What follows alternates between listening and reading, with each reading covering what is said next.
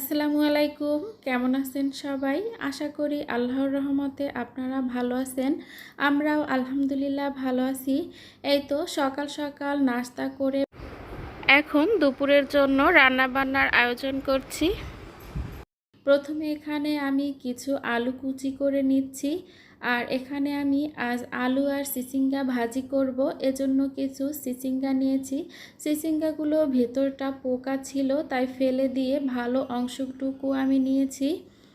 এই তো প্রচণ্ড গরম, আর গরমে মনে হচ্ছে যে আমি অসুস্থ হয়ে পড়ব, আমি মাথা ঘুরিয়ে পড়ে যাব, এরকম অবস্থা। রান্নাঘরে আমি থাকতেই পারতেছিলাম না, এতটা গরম। প্রচণ্ড গরম থাকলেও কিছুই করার নেই, খেতে হলে তো অবশ্যই কাজ করতে হবে। এই তো আমি সবজিগুলো কেটে নিয়েছি, এখন কিছু পেঁয়াজ আর রসুন কুচি করে নিয়েছি। আর এখন এই দিকটায় আমি ভাতও বসিয়ে দিয়েছি। ভাতটা রাইস কুকারে বসিয়ে দিয়েছি। আর এখন একটা মুরগি আমি সকালবেলা ঘুম থেকে উঠেই ফ্রিজ থেকে নামিয়ে এটা পানির মধ্যে ভিজিয়ে রেখেছিলাম। আর এখন খুলতেছিলাম যে আমি মুরগিটাকেও কাটবো, কিন্তু খুলে আমি দেখি যে মুরগিটা এখনও শক্ত, বরফ ছাড়েনি। তাই আমি মুরগিটা আবারও রেখে দেব কিছুক্ষণের জন্য, যাতে করে মুরগির বরফটা ছেড়ে যায়, আমি তাড়াতাড়ি করে কাটতে পারি। অনেক চেষ্টা করেছিলাম কাটার জন্য, কিন্তু দেখি প্রচণ্ড শক্ত, তাই রেখে দিয়েছিলাম। আর এই দিকটায় বাজার নিয়ে এসেছে।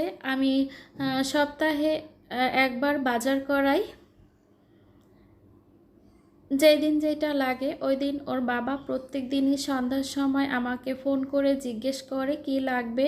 তো আমি বলি, আর যেটা ভুলে যাই ওইটা প্রত্যেক শুক্রবারে আমি আনিয়ে নেই।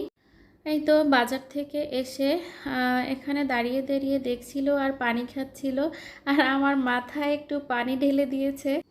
বাহিরে নাকি প্রচণ্ড রোদ, তাই সে বাহির থেকে এসে পানি খাচ্ছিল আর আমার মাথাটাও ঠান্ডা করে দিচ্ছিল।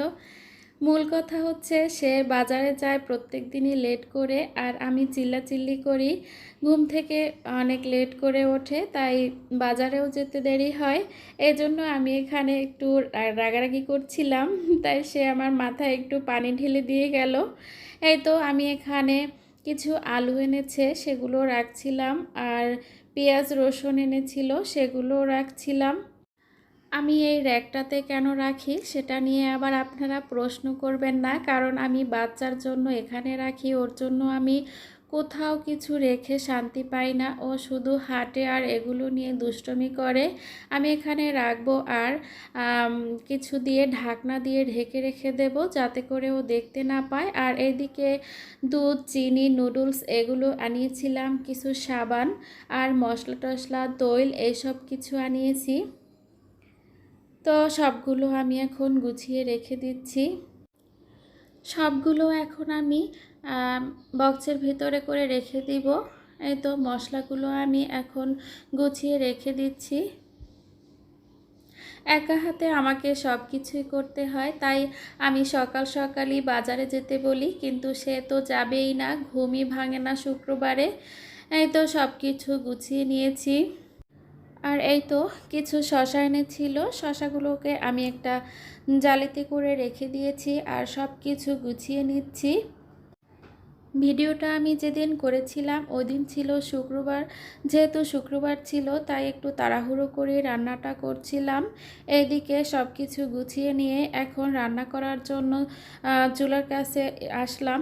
আর এসে তো আমি পুরাই অসুস্থ হয়ে গেছি, কারণ আমার রান্নাঘরে প্রচণ্ড রোদ, বাতাসও ছিল, কিন্তু বাতাস থাকলে কি হবে, রান্না করতে চুলাটা অন করলে বাতাস আসলে তো চুলা অফ হয়ে যায়। তাই আমি চুলাটা অন করে জানালাটা বন্ধ করে দিয়ে এরপরে রান্নাটা করি। এর কারণে আমি নিজে অসুস্থ হয়ে যাই। প্রচণ্ড গরম। এদিকটায় আমি সবজি বসিয়ে দিয়ে এখন আমি মুরগিটাকেও কেটে নিয়েছি, আর মুরগিটাকে এখন হাতে মাখিয়ে নেব সব রকমের মশলা দিয়ে।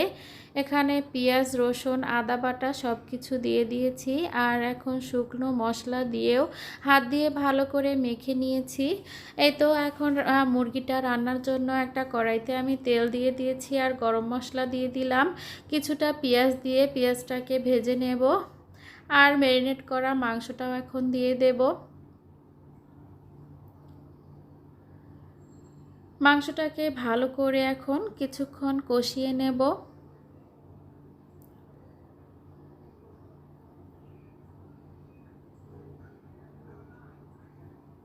আর এইদিকে আমার ভাজিটা হয়ে গেছে, চুলো থেকে নামিয়ে নেব।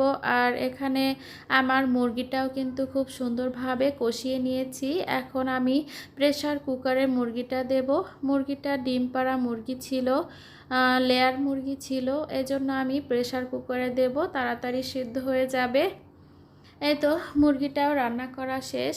আর এখানে আমি দেখাচ্ছিলাম মুরগির মাথাটা, কে কে এরকম মুরগির মাথা খেতে পছন্দ করেন। এই তো এখন বিকেলবেলা ঘুম থেকে উঠেছি, নামাজ পড়েছি, আর এখন একটু হালকা নাস্তা করব।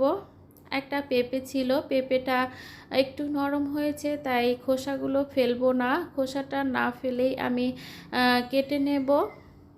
পেঁপে কাটতে কাটতে আপনাদের কাছে আমার একটাই রিকোয়েস্ট, প্লিজ ভিডিওটি যদি কোনো অংশ ভালো লেগে থাকে অবশ্যই একটা লাইক দিতে ভুলবেন না। আর যারা আজ আমার ভিডিওটি নতুন দেখছেন তারা অবশ্যই একটা লাইক আর একটা সাবস্ক্রাইব করতে ভুলবেন না। আপনাদের একটা লাইক আর একটা সাবস্ক্রাইব আমাকে নতুন নতুন ভিডিও তৈরি করতে খুবই উৎসাহিত করে, আমি খুবই আনন্দ বোধ করি। প্লিজ একটা লাইক আর একটা সাবস্ক্রাইব করতে অবশ্যই ভুলবেন না। এই তো পেঁপেটাকে কেটে নিলাম, আর এখন আমি বিচিগুলো ছাড়িয়ে নেব। পেঁপেটা নরম হলেও প্রচণ্ড মিষ্টি ছিল। এই তো ভিডিওটি আজকের মতো এখানেই শেষ করছি। আবারও দেখা হবে নতুন কোনো ভিডিও নিয়ে। সবাই ভালো থাকবেন, সুস্থ থাকবেন, আমাদের জন্য দোয়া করবেন। আল্লাহ হাফেজ।